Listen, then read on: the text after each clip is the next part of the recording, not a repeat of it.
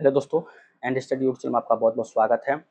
तो जैसा कि आप सब यहाँ पे डैशबोर्ड पर देख सकते हैं, RRB NTPC exam 2024 GK GS practice set, ठीक है। तो हम लोग काफ़ी अच्छे तरीके से प्रैक्टिस सेट को देख रहे हैं और आज हम 11 नंबर देखेंगे। इसके पहले हम जो है 10 प्रैक्टिस सेट ऑलरेडी देख चुके हैं, ठीक है। तो आप लोगों में जितने लोग भी चैनल पर नए हैं तो वो लोग सब्सक्राइब कर लीजिएगा, लाइक करिए और शेयर करिए, ठीक है। दूसरी बात आपको ये बता देते हैं कि एग्ज़ाम का जो आपका फॉर्म फिलअप का डेट है वो 14 तारीख से आपका यहाँ पे शुरू होने वाला है ग्रेजुएट लेवल का, ठीक है। ग्रेजुएट और अंडर ग्रेजुएट दोनों का है। अभी ग्रेजुएट लेवल वाला है, अभी हम आपको यहाँ बता देते हैं कि वो किस तरह से उसमें से क्या क्या है, एक बार और यहाँ पे देख लीजिएगा, ठीक है। तो आप लोग यहाँ पे एक बार और यहाँ पे देख लीजिए कि क्या क्या आपको यहाँ पे बोला गया है, ठीक है। चलिए देखिए, ये आपका यहाँ पे कहीं ना कहीं ये है आपका, ठीक है। ये आपका यहाँ पे देखिए, आपको जो दिया गया है ये दिया गया है रेलवे रिक्रूटमेंट बोर्ड आरआरबी जो है आपका यहाँ पे ध्यान से देख पा रहे हैं। आरआरबी यहाँ पे है railway non technical popular category NTPC graduate level post recruitment 2024, ठीक है। ये सरकारी रिजल्ट पे आपको देखने को मिल जाएगा। आप वेबसाइट खोल के वहाँ पे अच्छे से देख सकते हैं, लेकिन हालांकि मुझे लगा कि यहाँ बताना चाहिए और ये जरूरी भी है, तो यहाँ पे आपको बता देते हैं। देखिए, एप्लीकेशन भी 14/9/2024 से ये फॉर्म फिलअप होगा। उसके बाद से लास्ट डेट यहाँ पे 13/10, यानी कि 1 मंथ आपको पूरा यहाँ पे लगभग पूरा मिल रहा है। लगभग क्या मतलब 1 मंथ ही मिल रहा है। उसके बाद से आपको पे फीस ये आपका है। और यहाँ पे देखिए एप्लीकेशन फ़ी क्या है, तो जनरल के लिए SC ST PS के लिए आपको 250, जनरल के लिए OBC EWS कितना है 500। ऑल कैटेगरी फीमेल के लिए क्या है, आपको सारी कैटेगरी जिसमें आपकी OBC EWS SC ST PS सारे जितने भी फीमेल, ठीक है, तो उनके लिए आपको 250 रुपया है, ठीक है। और इसमें जो आपका यहाँ बोला गया है कि after appearing the stage first exam, मतलब यहाँ पे कहने का मतलब ये है कि इसमें देखिए आपको पता होगा कि एक होता है CBT 1, ठीक है, और एक होता है CBT 2, ये होता है। तो पहले आपका ये CBT 1 होगा। तो जितने लोग जो चाहे फीमेल कैटेगरी हो या मेल कैटेगरी हो, कोई भी कैटेगरी, अगर आप जो है ये इसमें अपीयर होता मतलब बैठते हैं, तो जब एग्ज़ाम में बैठ जाएंगे आपका सिलेक्शन इसमें होता है कि नहीं वो तो उसका मतलब नहीं है, लेकिन आप बैठते हैं यानी फॉर्म फिलअप करेंगे तो आपको 500 रुपया यहाँ पे लगेगा।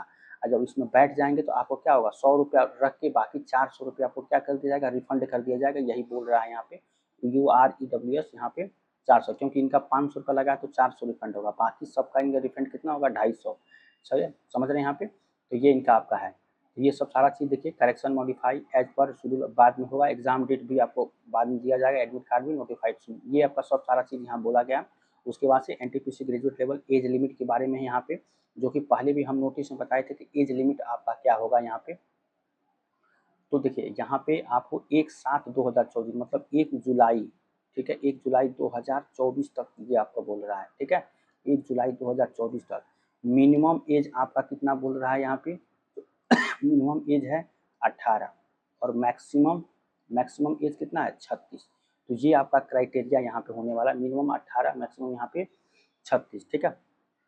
तो ये आपका सारी कैटेगरी के लिए यहाँ बोला जा रहा है, ठीक है। तो ये सब चीज़ सारा चीज़ आप देख लीजिएगा। कुछ SC ST का ज़्यादा है, लेकिन आपको ये इसको लेकर चलना है SC OBC जनरल और EWS वालों का, ठीक है।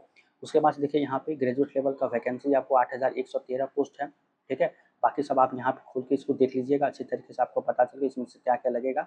आपको यहाँ बैचलर डिग्री लगेगा, ठीक है, ग्रेजुएशन आपको लगेगा, बाकी यहाँ पे आपका ये है। तो ये सब सारा चीज़ था, मैंने सोचा इसको बता दें, ठीक है। उम्मीद करते हैं आपको यहाँ तक समझ में आ गया। और फॉर्म फिलअप करिए, आपको जो है यहाँ पे 14 तारीख से फॉर्म आप यहाँ पे फिलअप करके अपना जो है यहाँ पे तैयारी एकदम तेज करें। जितने लोग भी पढ़ने वाले हैं उनसे ये रिक्वेस्ट है कि आप लोग अच्छे से पढ़ाई करिए। प्रैक्टिस सेट के तौर पे अगर आप देखिए जीके जीएस का, यहाँ पे जीके जीएस का तो हम लोगों ने क्या कितना शुरू कर दिया है यहाँ पे। तो जीके जीएस हमारा 10 यहाँ फाइनल हो चुका है। आज हम 11 नंबर देखेंगे। इसके बाद से हम जो है इसमें अगर आप देखें तो इसके बाद से मैथ भी हम यहाँ पे शुरू करने वाले हैं, ठीक है। और यहाँ पे रीजनिंग, ठीक है, रीजनिंग भी शुरू करने वाले हैं। तो आपको इस रिक्वेस्ट है कि ज़रूर यहाँ पे कमेंट के माध्यम से पूछ सकते हैं और बता सकते हैं, ठीक है। चलिए अब हम यहाँ पे अपना प्रैक्टिस सेट को देखेंगे। यहाँ पे जो हम देखेंगे ये आपका है कि यहाँ पे निम्नलिखित में से क्या क्षार के बारे में सत्य नहीं है, ये आपको बताना है। तो इसमें से क्षार के बारे में सत्य क्या नहीं है इसको बताना है। तो देखिए जलीय अवस्था में विद्युत के सुचालक होते हैं, स्वाद में कड़वे होते हैं, जल के माध्यम से तरल माध्यम में OH माइनस का निर्माण करते हैं, ये सब सारे आपके करते हैं, ठीक है। स्वाद में कड़वे भी होते हैं, विद्युत के सुचालक भी होते हैं, OH माइनस का निर्माण भी करते हैं। लेकिन यहाँ पे नीले लिटमस को लाल में परिवर्तित कर देते हैं, ये आपका क्षार के बारे में सत्य नहीं है, यानी ऑप्शन नंबर डी इसका आंसर हो जाएगा, ठीक है। तो काफी अच्छा यहाँ पे एसिड बेस से आपका यहाँ पे क्वेश्चन पूछा गया था, ठीक है। तो उम्मीद करते हैं आपको यहाँ पे समझ में आया होगा ये सारा क्वेश्चन आपको, क्योंकि यहाँ से क्वेश्चन अगर आप देखें तो अच्छा खासा क्वेश्चन यहाँ पे पूछता है, ठीक है।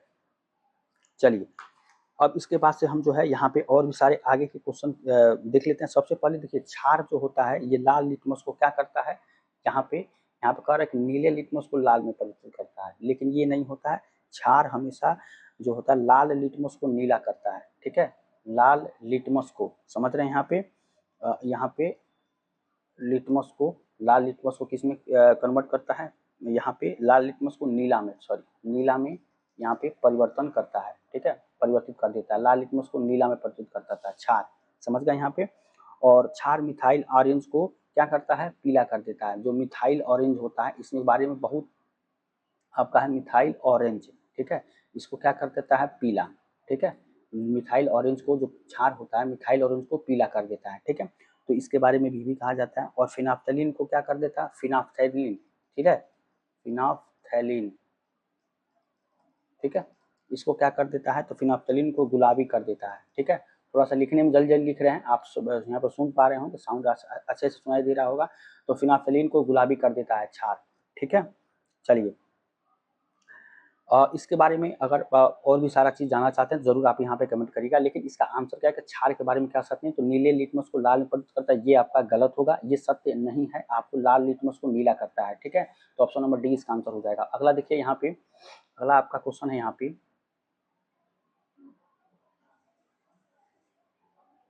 ये क्वेश्चन है, कह रहा है यहाँ पे जो आपका है कि देखिए यहाँ पे ध्यान से देखिए अगर आप, तो कह रहा है यहाँ पे संभवतः इनमें से संभवतः प्राणियों का सबसे बड़ा क्या है, समूह है, ये आपको यहाँ बताना है। तो इसमें से आर्थ्रोपोडा, चूर्णप्रवार, मोलास्का, सूर्यचर्मी, इसको बोलते हैं सूर्यचर्मी को, इकाइनोडर्मेटा और एनेलिडा।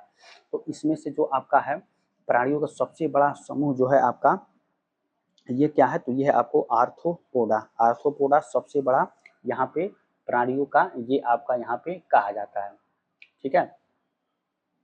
चलिए तो ये आपका यहाँ पे हो जाएगा।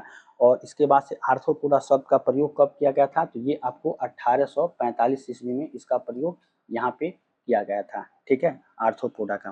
तो ये भी एक आपका जो है यहाँ पे आंसर हो जाएगा। आर्थ्रोपोडा का अर्थ क्या होता है, संयुक्त उपांग, इसका अर्थ क्या होता है यहाँ पे, और अर्थ की बात करें तो अर्थ इसका होता है यहाँ पे संयुक्त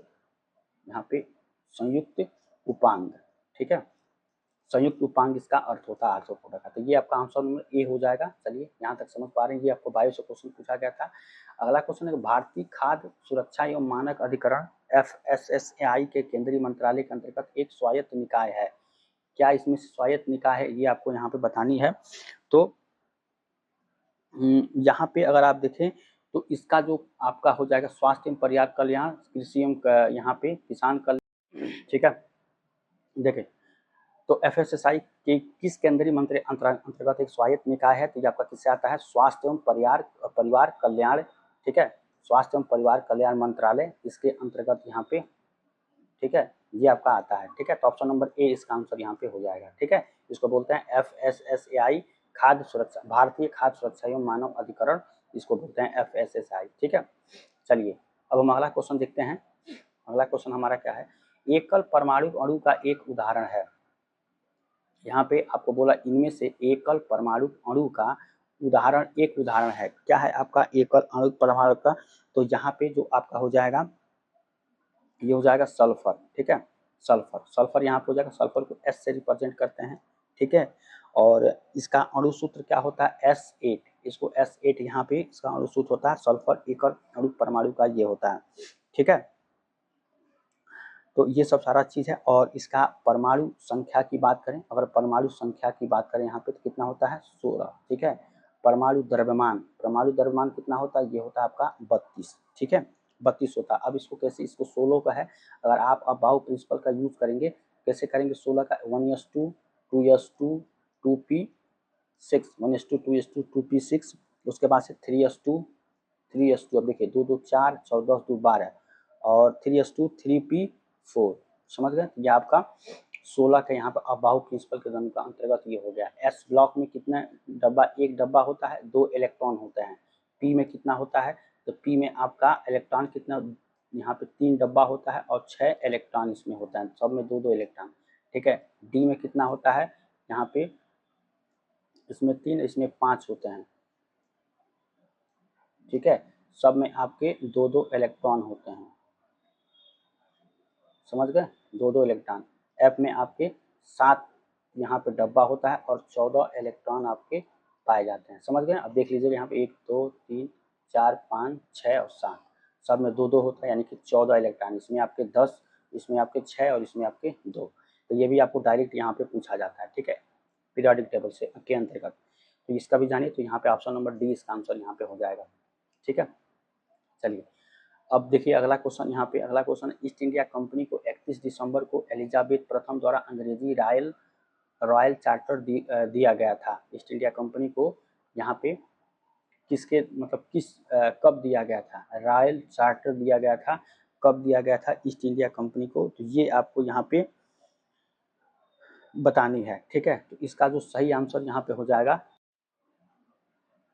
ठीक है, तो यहाँ पे इसका जो आपका हो जाएगा, ठीक है, तो इसका क्या हो जाएगा, इसका ऑप्शन नंबर बी यहाँ पे 1600 हो जाएगा, ठीक है। 1600 ईस्वी में यहाँ पे रॉयल चार्टर दिया गया था 31 दिसंबर को एलिजाबेथ प्रथम को, ठीक है, अंग्रेजी रॉयल चार्टर दिया गया था 1600 ईस्वी में, ठीक है। ऑप्शन नंबर बी इसका आंसर यहाँ पे हो जाएगा, ठीक है। चलिए अब और देखिए अगला क्वेश्चन, यहाँ पे एफ ब्लॉक के तत्वों को कहा जाता है, ठीक है, एफ ब्लॉक के तत्वों को क्या कहा जाता है, ये आपको यहाँ पे बतानी है, ठीक है। तो इसको क्या बोलते हैं, इनर ट्रांजिशन एलिमेंट, ठीक है। इनर ट्रांजिशन एलिमेंट मतलब अंतर संक्रमणी तत्व इसको बोला जाता है। ऑप्शन नंबर सी इसका आंसर हो जाएगा। एफ ब्लॉक के तत्व क्या कहा जाता है, अंतर संक्रमणी तत्व, ठीक है।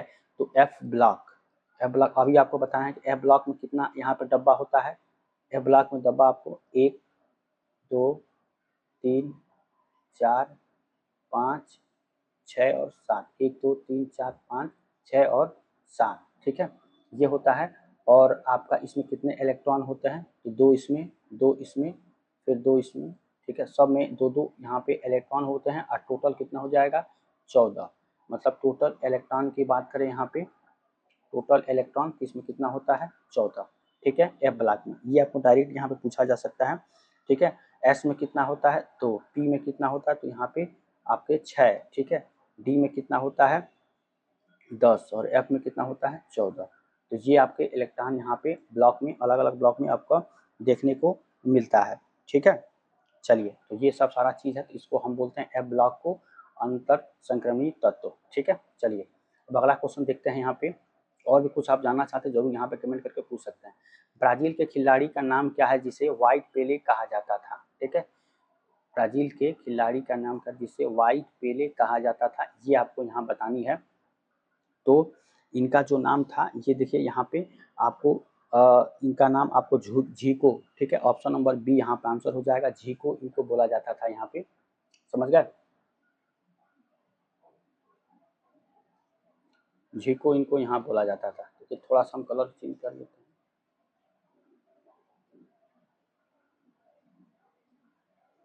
चलिए अब हम अगला क्वेश्चन देखते हैं यहाँ पे, संवहनी ऊतक वाले पहले जमीनी पौधे थे, संवहनी ऊतक वाले पहले जमीनी पौधे इसमें से क्या थे,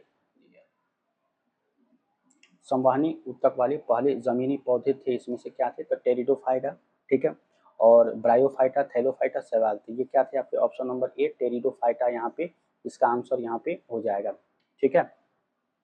चलिए तो ये आपका यहाँ पे क्वेश्चन था। अब देखिए अगला क्वेश्चन हम यहाँ पे देखेंगे, ऑप्शन नंबर ए टेरिडोफाइटा, ठीक है। अब इसके बाद देखिए किसी निर्दिष्ट दिशा में किसी वस्तु की गति को कहा जाता है, ठीक है। किसी निर्दिष्ट दिशा में यहाँ पे वस्तु की गति को क्या कहा जाता है, ये आपको यहाँ बतानी है। तो इसका क्या हो जाएगा यहाँ पे, ठीक है, इसका क्या हो जाएगा, तो इसका ऑप्शन नंबर देखें, यहाँ पे गति है, विस्थापन है, वेग है और यहाँ पे चाल है। तो इसका जो ऑप्शन हो जाएगा, ऑप्शन नंबर यहाँ पे चाल आपका हो जाएगा, ठीक है। चाल, किसी निर्दिष्ट दिशा के वस्तु की गति को क्या बोलते हैं, चाल, ठीक है। चाल यहाँ पे इसका आंसर हो जाएगा ऑप्शन नंबर डी। चलिए अब अगला क्वेश्चन देखिए यहाँ पे, निम्न में से कौन सी भारतीय फिल्म भारतीय स्वतंत्रता आंदोलन के नायकों की वास्तविक कहानी इर्द गिर्द बुनी गई है, ये आपको यहाँ पे बता रही है। ठीक है,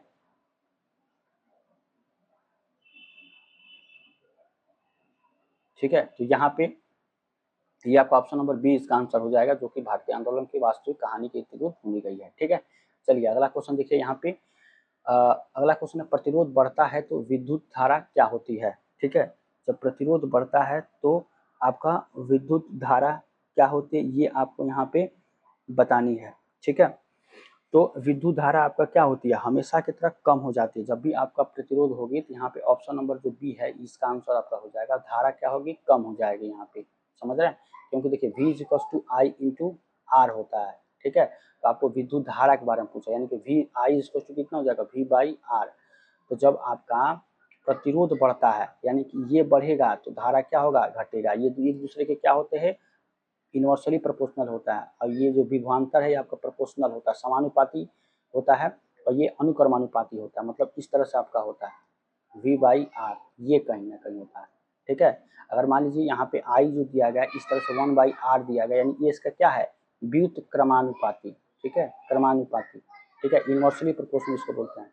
और यहाँ पे V के क्या है, अगर I यहाँ पे समानुपाती भी, ये समानुपाती का होता है। ठीक है, प्रोपोर्शनल का। समझ रहे हैं, ये सब सारा चीज यहाँ पे होता है। चलिए अब देखिए, अब अगला क्वेश्चन देखिए यहाँ पे, अगला क्वेश्चन देखते हैं यहाँ पे, रैयतवाड़ी व्यवस्था को और मद्रास में शुरू किया गया था। ठीक है, रैयतवाड़ी व्यवस्था को कहाँ और मद्रास में शुरू किया गया था, मतलब दो जगह यहाँ पे किया गया था। तो आपका जो रैयतवाड़ी व्यवस्था था ये आपका बम्बई और मद्रास में शुरू किया गया था। ठीक है, बम्बई और मद्रास में, ऑप्शन नंबर बी इसका आंसर यहाँ पे ये हो जाएगा। ठीक है, अब देखिए अगला क्वेश्चन, Na2 क्या है, एक ऑक्साइड है। Na2 के बारे में कह रहा है कि Na2 क्या है, एक क्षारीय ऑक्साइड है। ये आपको यहाँ पूछ रहा था, तो ऑप्शन नंबर ए यहाँ पे हो जाएगा, क्षारीय ऑक्साइड Na2 है। और क्षार के उदाहरण क्या है, आपकी NaOH है, उसके बाद से क्या है आपको KOH है, उसके बाद से क्या है NH4OH है। ठीक है, ये सब सारे आपके क्या हैं, ये आपका क्षार हैं। ठीक है, ये आपके सभी क्षार हैं। क्षार वैसे भस्म जो जल में विलय होते हैं, क्षार क्या होते हैं, जल में विलय। ठीक है, जल में विलय आपके क्षार होते हैं। ठीक है, चलिए यहाँ पे देखिए अगला क्वेश्चन आपका है कि टी बोर्ड ऑफ इंडिया का मुख्यालय किस शहर में है। ठीक है, टी बोर्ड ऑफ इंडिया का मुख्यालय किस शहर में, ये आपको यहाँ पे बतानी है। तो ये आपका कोलकाता में है। ठीक है, ऑप्शन नंबर डी इसका आंसर यहाँ पे हो जाएगा, टी बोर्ड ऑफ इंडिया का मुख्यालय आपका कोलकाता में है। ये आपको यहाँ पे जानकारी होनी चाहिए। और 1 अप्रैल 1954 में इसकी स्थापित किया गया था। कब किया गया था, यहाँ पे टी बोर्ड ऑफ इंडिया का 1 अप्रैल, ठीक है, 1954 ईस्वी को इसकी क्या होती, स्थापना। ठीक है, तो मुख्यालय कहाँ पे था, आपको कोलकाता, वेस्ट बंगाल में। ठीक है, चलिए ये है। अब देखिए अगला क्वेश्चन, हृदय मेम्ब्रेन झिल्ली की 2 परतों में से ढका होता है, इन झिल्लियों को क्या कहा जाता है। ठीक है, तो इन झिल्लियों को क्या कहा जाता है, यहाँ पे इन झिल्लियों को कहते हैं यहाँ पे pericardial membrane. Option number A इसका आंसर हो जाएगा, पेरिकार्डियल मेम्ब्रेन इसको बोलते हैं। चलिए ठीक है, इसके बाद से हम अगला क्वेश्चन देखते हैं। अगला क्वेश्चन, रंग का विचलन कोण सबसे कम होता है। रंग का जो विचलन कोण होता है वो सबसे कम किसमें होता है, तो रंग का सबसे विचलन कम किसमें होता है, लाल रंग का। ऑप्शन नंबर ए इसका आंसर यहाँ पे ये हो जाए, क्योंकि जो प्रकाश का प्रकीर्णन होता है, प्रकाश का यहाँ पे प्रकीर्णन वो क्या होता है, समानुपाती होता है तरंग दैर्ध्य के। ठीक है, तरंग दैर्ध्य के क्या होता है, समानुपाती, प्रकाश का प्रकीर्णन। तो इसके वजह से आपका सबसे कम इसका यहाँ पे होता है विचलन कोण। ठीक है, तो आपको पता ही होना चाहिए यहाँ पे बैगनी रंग के प्रकाश का प्रकीर्णन सबसे अधिक होता है। ये आपको यहाँ पे जानकारी हो जाए, बैगनी का सबसे ज्यादा, इसका सबसे कम। ठीक है, तो ऑप्शन नंबर ए इसका आंसर यहाँ पे हो जाएगा। ठीक है, चलिए अब इसके बाद से देखते हैं हमारा अगला क्वेश्चन है कि चंद्रमा पर गुरुत्वाकर्षण के कारण त्वरण का मान पृथ्वी पर गुरुत्वाकर्षण के कारण के मान के कितने गुना होता है। यहाँ पे देखिए, चंद्रमा पर गुरुत्वाकर्षण के कारण त्वरण का मान पृथ्वी गुरुत्वाकर्षण के कारण कितने गुना होता है। तो चंद्रमा पे देखिए 1/6 होगा, यहाँ पे 6 है तो इसका 1/6 यहाँ पे आपका होता है।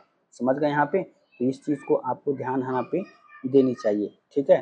तो इसका आपका आंसर ऑप्शन नंबर यहाँ पे हो जाएगा ए, ठीक है। चंद्रमा पर हमेशा 1/6 यहाँ पे होता है, समझ गए। चलिए, कहीं ना कहीं क्वेश्चन अगर इधर उधर है तो कोई बात नहीं है, लेकिन हम जो है अच्छा क्वेश्चन यहाँ पे लेकर चल रहे हैं। तो ऑप्शन नंबर ए यहाँ पे हो जाएगा। देखिए, कहने का मतलब यहाँ पे ये है कि ये आपका क्या है, ये आपका मून है और ये आपका क्या है, ये आपका अर्थ है, समझ रहे हैं। तो अगर मान लीजिए आप यहाँ पे 6 किलो के हैं, अर्थ पे आप जो है 6 किलो, जब मून पर जाएंगे तो आपका इसका छठवें का एक मतलब 1/6वां भाग, मतलब 6 का 1/6 भाग कितना हो जाएगा, 1 किलो के हो जाएंगे। तो ये यही आपको पूछ रहा है, ठीक है। कारण त्वरण का मान पृथ्वी पर गुरुत्वाकर्षण के कारण त्वरण के मान कितने गुना होता है, तो चंद्रमा पर आपको पता है तो 1/6 होता है, ठीक है। ऑप्शन नंबर ए आंसर हो जाएगा। चलिए, अब अगला क्वेश्चन देखते हैं यहाँ पे। दाल बाटी चूरमा किस व्यंजनों के लोकप्रिय खाद्य पदार्थों में से एक है, ये आपको यहाँ पूछ रहा है। तो दाल बाटी जो चूरमा होता है ये कहाँ का होता है, ये आपको यहाँ पे बतानी है, ठीक है। शायद ये क्वेश्चन कहीं ना कहीं मिस तो नहीं हो रहा है, ऐसा नहीं है कि कुछ क्वेश्चन यहाँ पे छोड़ दिया जाए, ठीक है। तो यहाँ पे जो आपका इसका, ठीक है, यहाँ पे देखिए तो आपका आंसर क्या हो जाएगा, ऑप्शन नंबर ए राजस्थानी हो जाएगा, ठीक है। यहाँ पे दाल बाटी चूरमा राजस्थानी व्यंजकों में से एक सबसे लोकप्रिय खाद्य पदार्थों में से एक है, ठीक है। ऑप्शन नंबर ए इसका यहाँ पे आंसर हो जाएगा, ठीक है। तो ये आपका यहाँ पे लास्ट क्वेश्चन था। उम्मीद करते हैं आपको समझ में आया होगा, ठीक है। चैनल पर नए हैं, चैनल को सब्सक्राइब करिए, लाइक करिए, शेयर करिए, और आप जो है फिलअप आप यहाँ पे फॉर्म अपना फिलअप कर सकते हैं। 14/9/2024 से यहाँ पे फिलअप शुरू होगा, मतलब भरना शुरू होगा। तो आप अपना फॉर्म डालिए और प्रैक्टिस सेट देखते रहिए, और जल्द ही हम आपको एक जो है पूरी तरीके से एक पेपर को हो यहाँ बनाएंगे और पेपर को भी आपके सामने यहाँ पर रख के उसको सॉल्व कराएंगे, ठीक है। तो उम्मीद करते हैं आपको जरूर समझ में आया हो। चैनल पर है तो इसको सब्सक्राइब कर लीजिएगा। चलिए, मिलते हैं नेक्स्ट टाइम, तब तक थैंक यू सो मच।